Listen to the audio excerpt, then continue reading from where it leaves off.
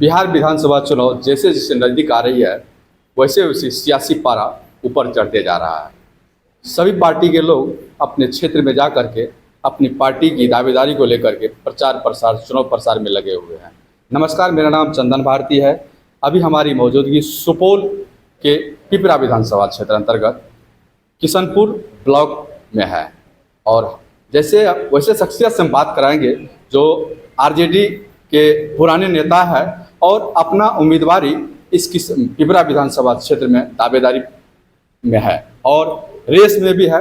जैसे कि आपको बता दो यहाँ से वर्तमान जो है या जो सीट है पिपरा विधानसभा का जदयू कोटे से है और यहाँ की बहुत सारी समस्या है। खास करके पिपरा विधानसभा में कुल 38 पंचायत आता है, जो लगभग 6 पंचायत ऐसे पंचायत है जो बाढ़ प्रभावित इलाका है।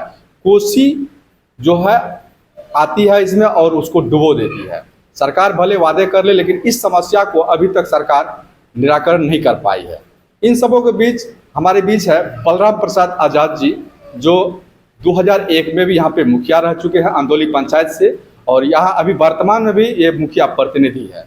बात करेंगे और ये आरजेडी से है और इस बार लग रहा है, ऐसा अनुमान अक्यास लगाया जा रहा है कि पार्टी अगर इन्हें मौका देती है इन्होंने क्या कुछ अपने इस विधानसभा के लिए करेंगे और खास बातचीत में आपको बताते हैं और जानने का प्रयास करते हैं कि आखिर इस क्षेत्र की क्या मुख्य समस्या, उन सभी बिंदु पर बात करने के लिए हम बात कराते हैं। सबसे पहले सर आपसे हमसे जुड़ने के लिए आपका बहुत बहुत धन्यवाद है कि आप हमसे जुड़े। क्या कुछ कहना चाहेंगे?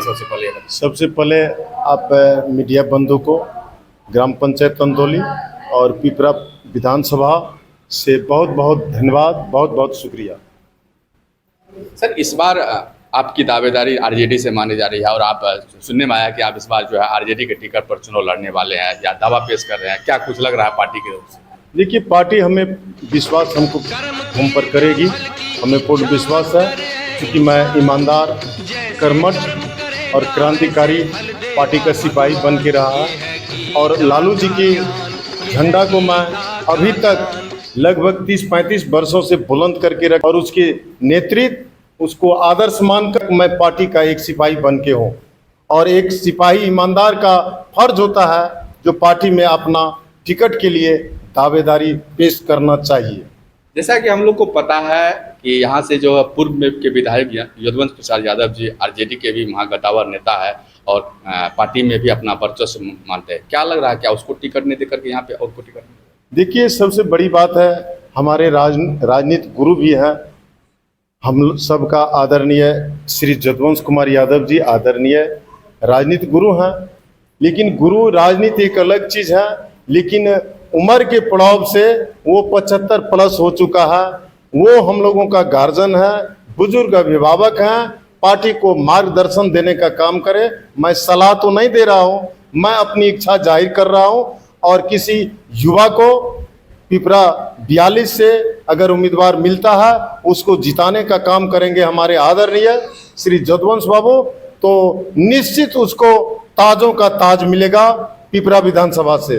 वैसे भी यदुवंश बाबू इससे पहले पिपरा 42 विधानसभा से प्रतिनिधित्व कर चुके हैं, राष्ट्रीय जनता दल के विधायक रह चुके हैं, लेकिन कई कारण के चलते पिपरा विधानसभा को छोड़ उन्होंने विगत विधानसभा निर्मली को चयन किया और निर्मली से चुनाव लड़ने का परिणाम तो उन्हीं से पूछिए जो निर्मली से चुनाव लड़ा तो क्या परिणाम मिला पार्टी को और हमारे पूज्य गुरु आदरणीय श्री यदुवंश बाबू को। और पुनः वह दावेदारी करते हैं तो हमारे गार्जियन और अभिभावक हैं, अधिकार तो उनका बनता है, लेकिन हमें भी अधिकार बनता है जो वर्षों वर्षों से पार्टी का झंडा बुलंद किया, तो अधिकार हम भी मांगते हैं अपने पार्टी प्रदेश नेतृत्व से जो हमें भी मौका मिले पिपरा 42 विधानसभा से। सर, एक सवाल है कि आप भी बोल रहे हैं कि हम आरजेडी की टिकट से चुनाव लड़ेंगे और यदुवंश यादव जो पूर्व के विधायक है और एक नाम और नया में जुड़ रहा है कारी प्रसाद यादव, वो भी आरजेडी से ही और पुराने वो भी नेता है।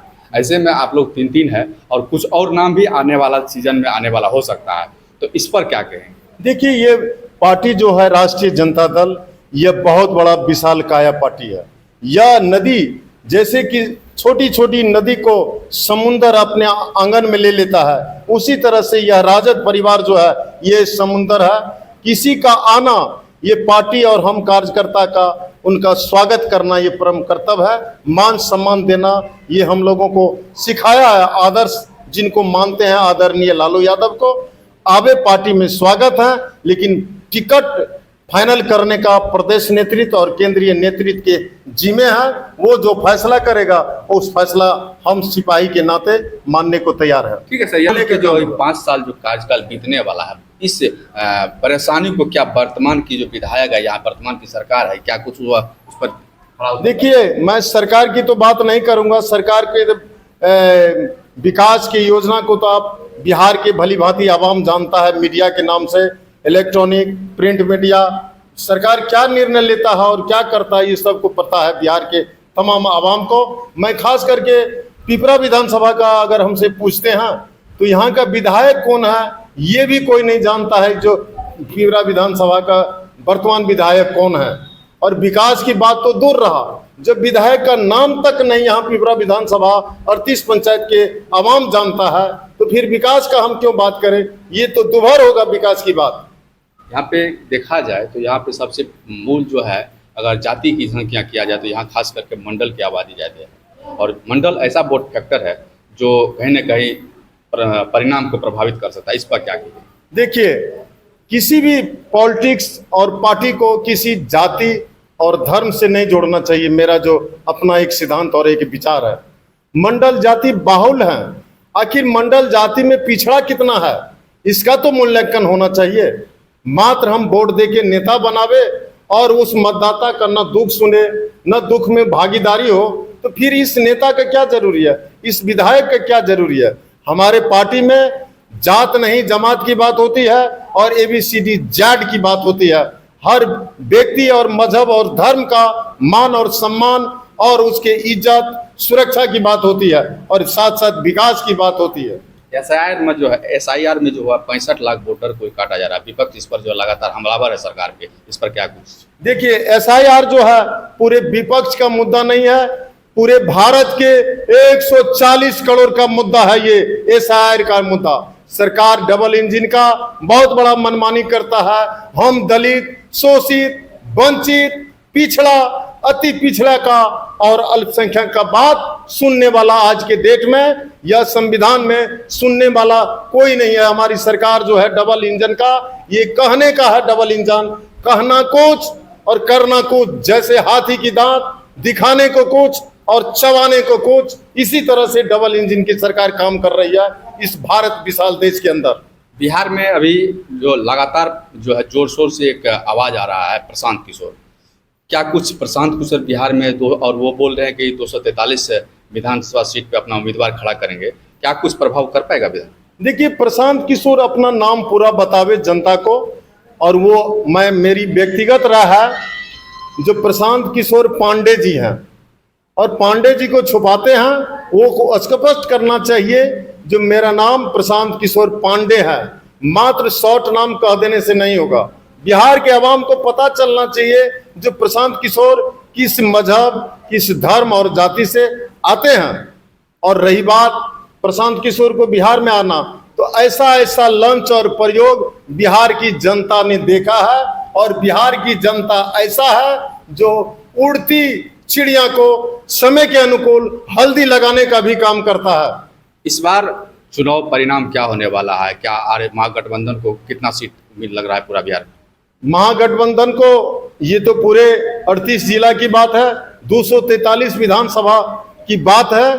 मैं उतना तो परिपक्व नहीं हूं, लेकिन मैं अपना व्यक्तिगत सोच और बुझ से जो कह रहा हूं, निश्चित सत्ता से बाहर जाएगा बहुमत इंडिया गठबंधन को इस बार।